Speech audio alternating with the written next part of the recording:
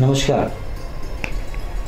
आज महाराज जी से बहुत सारी बातें ऐसी हैं जो करनी है, जो हर एक इंसान के दिमाग में एक सवाल खड़ा करता है कि क्यों, क्या, प्रश्नवाचक चिन्ह, बहुत सारे सवाल हैं। यानी महाराज जी से हम बात करेंगे हिंदुत्व है क्या। उससे पहले हम सवाल पूछेंगे कि माननीय सांसद और सदन से और सरकार से इनको चाहिए क्या। मैं रवि नीरज मुनि महाराज जी के साथ हूँ और धर्म से जुड़े हुए और देश से जुड़े हुए बातें आज करेंगे। महाराज जी, आप के दर्शकों के लिए सबसे पहले तो मैं आपसे ये चाहूँगा कि पूरे भारतवर्ष के लिए आप एक मैसेज दें जो देश स्वस्थ हो, दिमाग स्वस्थ हो, धर्म की विजय हो। भारत के संपूर्ण देशवासियों को मैं कहना चाहूँगा कि सभी लोग अपने जीवन को स्वस्थ बनाएं, आसपास हर चीज़ को स्वच्छ रखें। स्वस्थ और स्वच्छता ये दोनों हमारे जीवन में नई क्रांति पैदा करते हैं। यह जागृति हर व्यक्ति के मन में आना चाहिए और यह व्यक्ति विशेष की बात है, यह ना कि कोई सरकार की बात है। स्वस्थ रहना हमारा कर्तव्य है और स्वच्छता रखना भी हमारा परम कर्तव्य है। इन दोनों बातों को लेके चलें। जीवन में स्वास्थ्य और शिक्षा बहुत महत्वपूर्ण है। आप शिक्षा अच्छी प्राप्त करें और अपने स्वास्थ्य को अच्छा बना के रखें। आसपास के वातावरण को भी सुंदर बना के रखें, जिससे जगत और जीवन जो है बहुत सुंदर बनेगा, स्वर्ग जैसा बनेगा। महाराज जी, तीर्थंकर भगवान महावीर स्वामी का स्वरूप क्या है? तीर्थंकर महावीर स्वामी जगत में एक अहिंसक के नाम से जाने जाते हैं। वो अहिंसक के मसीहा थे। उन्होंने पूरे विश्व में अहिंसा की एक नई ज्योत जलाई, क्योंकि विश्व की समस्या का समाधान हिंसा नहीं है। विश्व की समस्या का समाधान एकमात्र अहिंसा है। यदि अहिंसा को सारा विश्व अपनाता है तो समस्त समस्याओं का समाधान हो सकता है। यही महावीर स्वामी का स्वरूप रहा। जिस समय हिंसा का चारों तरफ तांडव नृत्य चल रहा था, उस समय महावीर स्वामी ने वैशाली विहार कुंडपुर में जन्म लिया और समस्त जीवों को आपस में प्रेम से रहना, वात्सल से रहना, एक दूसरे का उपकार करना, हमदर्दी सिखाई, नेकी बदी सिखाई और कहा कि सभी में जीवन है। पेड़ में भी जीवन है, जल में भी जीवन है, प्रत्येक अंश में जीवन है। उन सब का सम्मान करो, सबका ध्यान रखो।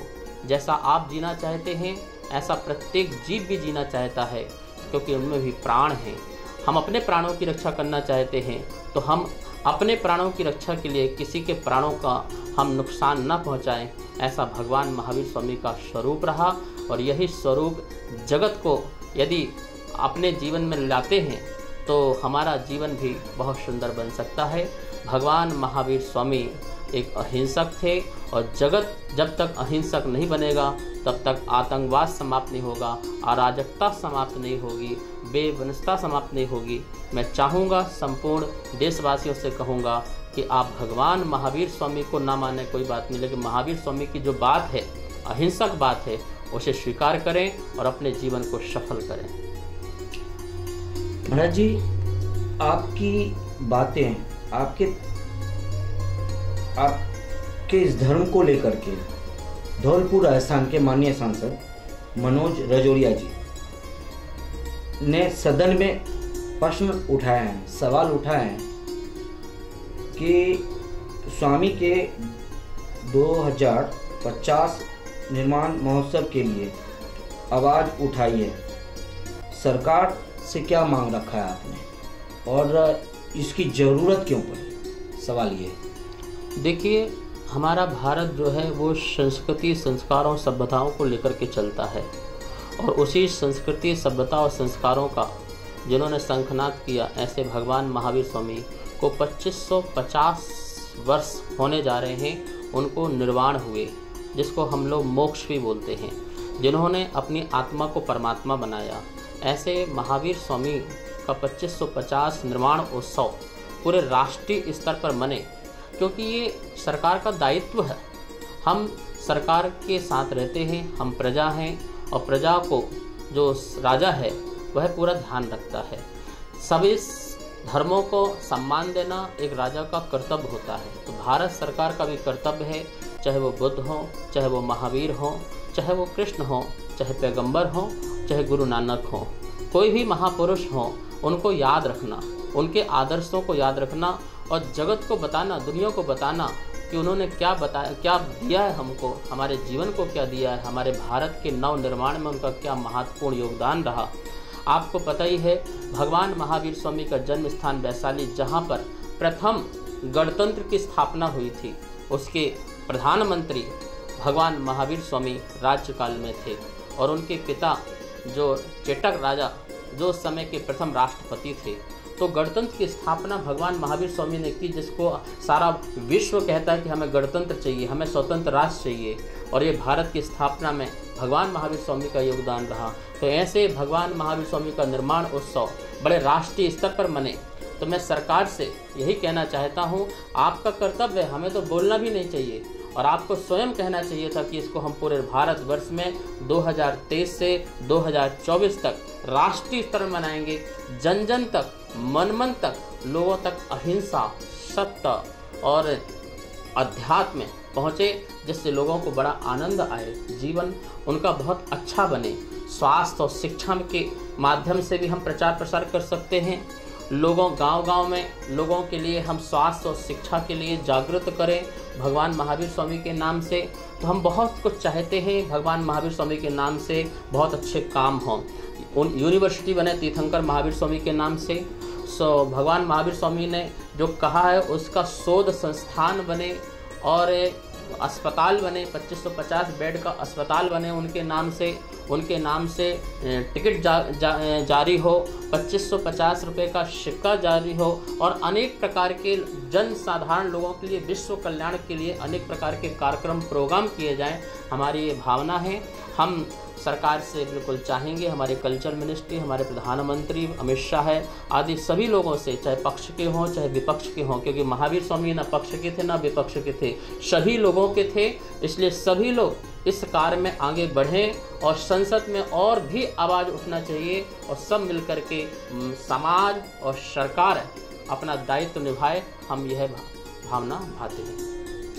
सर महाराज जी, आपसे एक और सवाल है हमारा, क्या देश में, भारत में, क्या धर्म आज सही समय है कि धर्म को पूरी तरह से संवारा जा सकता है?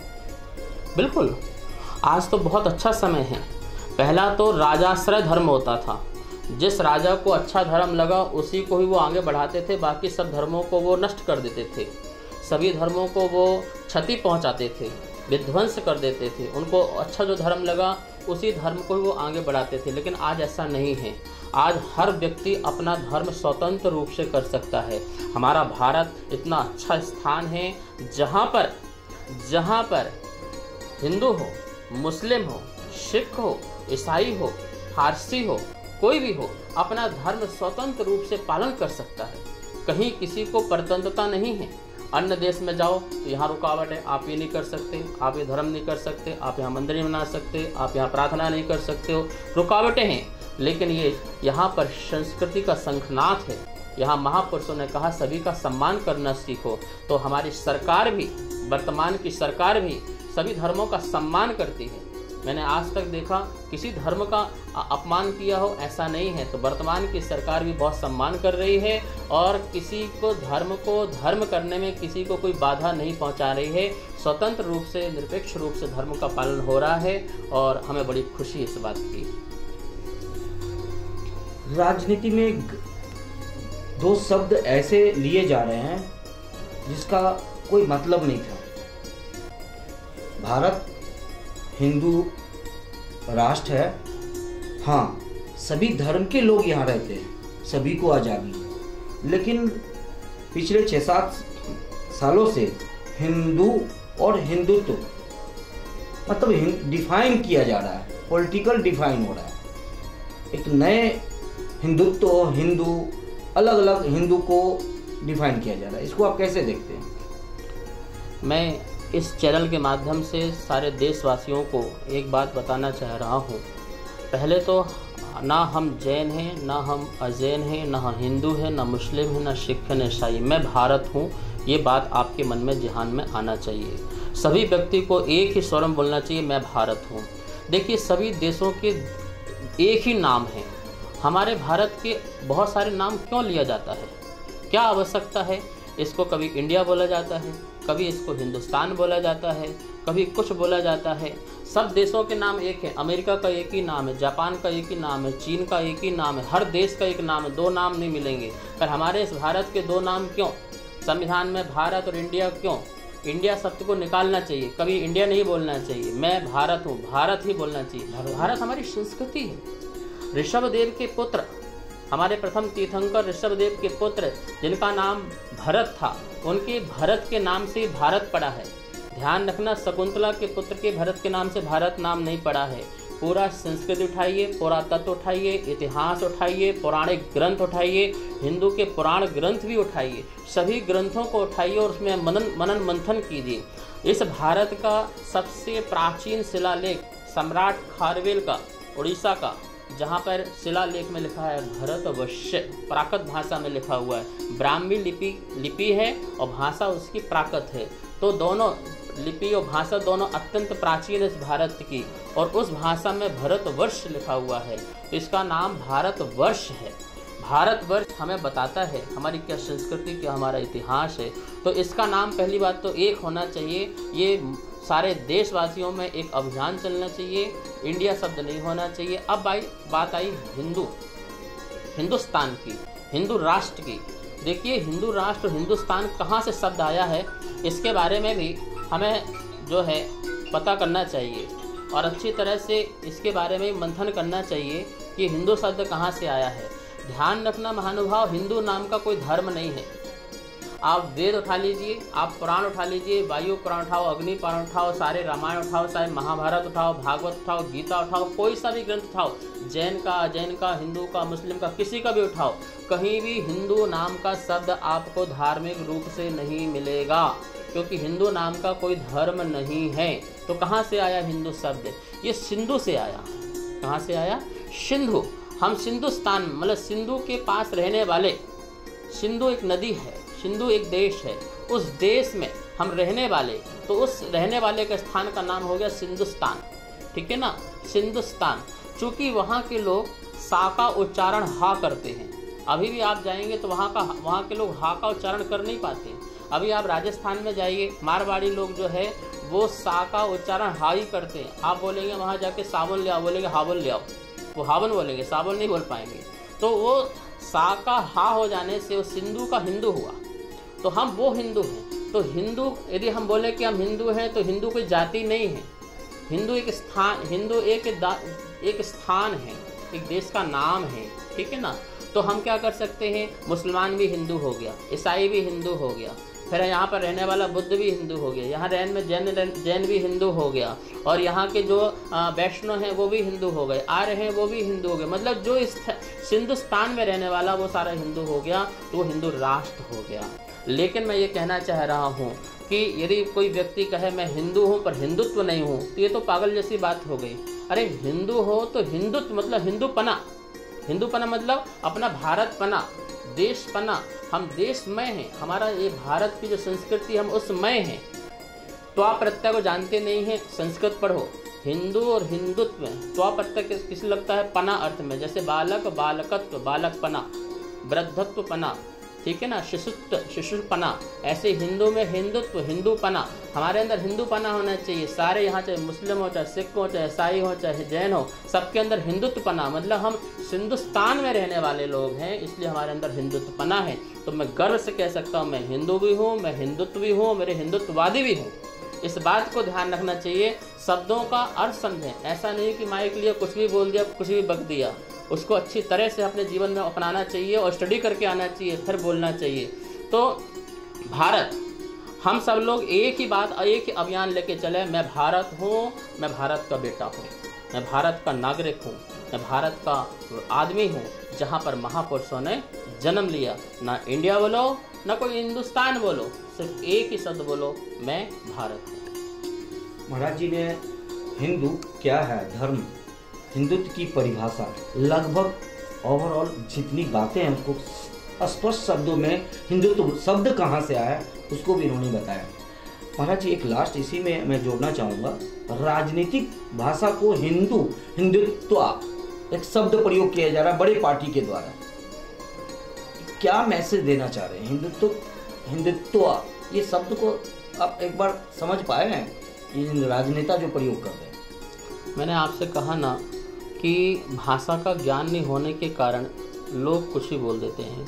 जब हिंदू बोल दिया तो हिंदुत्वपना में बोलने में क्या प्रॉब्लम है? हिंदू और मेरे अंदर हिंदुत्वपना है, देशपना है, मैं देश का निवासी हूँ, नागरिक हूँ, प्रवासी हूँ, आवासी हूँ। तो इस प्रकार से उसमें रहने वाला मेरे रग रग में हिंदू है, मेरे खून में हिंदू है, मेरे मन में हिंदू है, मेरी वाणी में हिंदू है, मेरे जीवन में हिंदू है, क्योंकि मैं इस मिट्टी में पला हूँ, इस मिट्टी में जन्मा हूँ, इस मिट्टी में मैंने खेला है, इस मिट्टी में मैंने जीवन जिया है और इसी मिट्टी में रहना है, इसी मिट्टी में जाना है। तो मैं हिंदू और हिंदुत्व में कोई अंतर नहीं होता है। और इस प्रकार से लोग समाज को बांट करके मुसलमान और हिंदू और सिख ईसाई सबको बांट करके कोई अपना वोट बैंक लेना चाहता है, तो ये अच्छी बात नहीं है। हम सबको मिसगाइड ना करें, गलत दिशा ना दिखाएं, सही रास्ते पर चलें, सबको अपना अपना धर्म करने दो, धर्म को एक तरफ रखो, राजनीति को एक तरफ रखो। धर्म जो कर रहे हैं उनको आप अपनी राजनीति की बोर्ड के चक्कर में उनको डिवाइस मत करो और अपना अच्छा सा जीवन जियो, प्रजा को सुख शांति और समृद्धि से रहने दो। जी महाराज जी, मानव जीवन चाहे वो पुरुष हो या महिला हो, हर दिन की एक दिनचर्या क्या होनी चाहिए, सात्विक दिनचर्या, एक मैसेज आप अपनी तरफ से देशवासियों के लिए। देखिए, हमारे जीवन का लक्ष्य जो है आत्मा की शुद्धि होना चाहिए, परिणामों में निर्मलता आना चाहिए और राग द्वेष का अभाव का होना चाहिए। मैं कहूँगा प्रातः काल उठ करके सभी लोग ध्यान किया करें, अपने परमात्मा का ध्यान करें और प्रेयर करें कि जगत में जितने भी जीव हैं, जितने भी मानव हैं, जितने भी प्राणी हैं, सबको सुख मिले, सबको शांति मिले, सबके दुख दूर हों, सबके कष्ट दूर हों, पीड़ाएं दूर हों। और आप मानव हैं तो मानव की सेवा करें, प्राणियों की भी सेवा करें। आप जीवन जीते हैं, उनको भी जीवन जीने का अधिकार दें और इस प्रकार से परोपकार के काम करें। मेरा एक नारा है, सब लोग ध्यान रखें, परंपरा अपनी अपनी, परोपकार सबके लिए। इस बात को मैं सबको बताना चाह रहा हूँ, परंपरा आप अपनी अपनी रखो जो धर्म करने की है, पर परोपकार सबके लिए है। तो परोपकार में हम सबको एकजुट हो जाना चाहिए और एक दूसरे का ध्यान रखना चाहिए, क्योंकि हम समाज में रहते हैं। समाज मतलब जो सब पुरुषों की सभा है, समुदाय है, उसके बीच में रहते हैं। तो एक दूसरे का उपकार करें, एक दूसरे की हेल्प करें। यही मैं देशवासियों को और मानव समाज को यह संदेश देना चाहता हूँ। महाराज जी, अब काफ़ी आपसे सवाल हमने पूछ लिए। आदेश आपसे कुछ सवालों का था, कुछ एक और सवाल हमारे हैं। देश का जो राजा है, देश के जो प्रतिनिधित्व कर रहे हैं, भारत के प्रधानमंत्री, उनको आप कैसे देखते हैं, उनके बारे में आप क्या सोचते हैं? देखिए, प्रधानमंत्री एक जो पद है, उस पद के अनुरूप यदि मैं देखता हूँ तो उन जैसा राजा मैंने अपने जीवन काल में कभी नहीं देखा। तो हमारे माननीय प्रधानमंत्री जो प्रधान पद में तो हैं, पर संत आत्मा है, उनकी आत्मा में संतत्वपना भरा हुआ है और उसी संतत्व से वो जगत के प्रत्येक प्राणियों को देखते हैं। वो सबका विकास करना चाहते हैं, सबके बारे में सोचते हैं। हर राष्ट्र में रहने वाले, चाहे वृद्ध हों, चाहे बालक हों और चाहे वो मूक प्राणी हों, सभी के बारे में सोचते हैं, चिंतन मंथन मनन करते हैं और 18-18 घंटा जो अपना पूरा समय देते हैं, वर्क करते हैं और सोच ईमानदार और काम दमदार की जो उनकी नीति है वो सबसे बेस्ट है, सर्वश्रेष्ठ है। और एक ऐसा हमको बहुत वर्षों बाद ऐसा राजा मिला हुआ है जिसके लिए 200 राष्ट्र भी समर्पित हैं। काम करने के लिए उनके साथ है। आज सारा विश्व जो है उनके कदम से कदम चलना चाहता है और उनके आदर्शों को अपनाना चाहता है। मैं देशवासियों से कहूँगा कि ऐसा राजा बहुत वर्षों में हमें प्राप्त होता है, उनका आप सब लोग लाभ उठाएं। इसी का एक आधा हिस्सा मैं और जोड़ना चाहूँगा। देश का सबसे बड़ा राज्य यूपी है और वहाँ की जो मोदी जी के छोटा भाई के रूप में कहिए, यूपी का सीएम के रूप में कहिए, और कहीं ना कहीं यूपी में जो धर्म स्थान है उसकी जिस ढंग से सुरक्षा हो रही है, उसकी जो विलुप्त होते जा रहे थे, अब वो वापस अपना स्थान लेता हुआ नजर आ रहा है। उनके लिए क्या शब्द है आपका? देखिए, योगी जी भी एक संत आत्मा है और योगी जी के आने से वहाँ पर बहुत लोगों को अच्छे से चैन से रहना और अपने जीवन जीना यापन करना बहुत अच्छा चल रहा है। उनके कोई चोला को देखकर कि न समझे कि वो हिंदू हैं। उनकी आत्मा में हिंदुत्व का चोला नहीं है, वो प्रजा के लिए काम कर रहे हैं। और जब से वो आए हुए हैं, हम अपने भक्तों से भी सुनते हैं कि हमारे आसपास जो है क्राइम ख़त्म हो गया है और लोगों में बहुत अच्छे से आनंद से रहना हो गया है। और ऐसे राजा यदि आते हैं तो बहुत अच्छी बात है और सारे समाज को उनका सहयोग करना चाहिए और उनकी अनुमोदना भी करना चाहिए। और जो भी पक्ष हैं और विपक्ष हैं, उन सबको भी यदि देश का भला चाहते हैं, कि यदि हम चाहते हैं कि देश का भला हो, तो उनके प्रति भी हमें जो है उनका सहयोग करना चाहिए। मेरा योगी के प्रति बहुत ही अच्छा भाव है और ऐसे आत्माएं यदि संसार में आते रहें तो प्रजा सदा सुख समृद्धि और शांति से जरूर जिएगी। मैं आज के इस इंटरव्यू की समाप्ति की आज्ञा चाहूँगा और महाराज जी से, मुनि महाराज जी से हम एक मंत्र लेना चाहेंगे कि हर एक इंसान गुनगुनाए और अपने जीवन को हर दिन को शुरू करे और रात में सोने वक्त जरूर याद करे। मैं सबको यही मंत्र देना चाहूँगा, कम बोलो, काम का बोलो।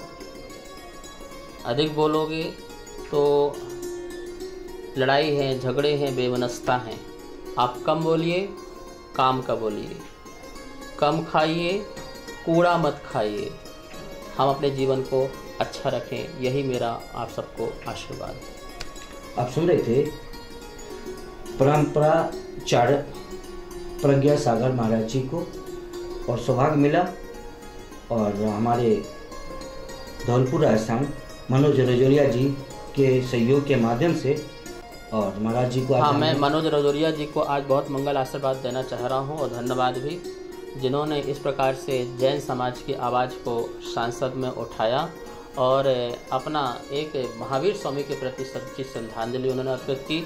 और आज उनका जन्म दिवस भी है, मनोज रजौरिया का आज जन्म दिवस भी है और उनमें को बहुत आशीर्वाद देता हूँ, शुभकामनाएं देता हूँ कि आप शतायु हो, दीर्घायु हो और समाज की इसी तरह से सेवा करते रहें। आप देखते रहिए महाराज जी को, विभिन्न चैनलों पर महाराज जी उपस्थित रहते हैं और ज्ञान लें और तभी आपका विकास भी संभव है और शांति भी संभव है। सभी धर्म हैं, मानना तरीका अलग अलग है, लेकिन माने जरूर, तभी शांति इस देश में रहेंगे और विश्व में रहेंगे। मैं रवि नीरज लगातार महाराज जी के साथ जुड़ा रहूँगा और इनके संदेश आप तक पहुँचाता रहूँगा।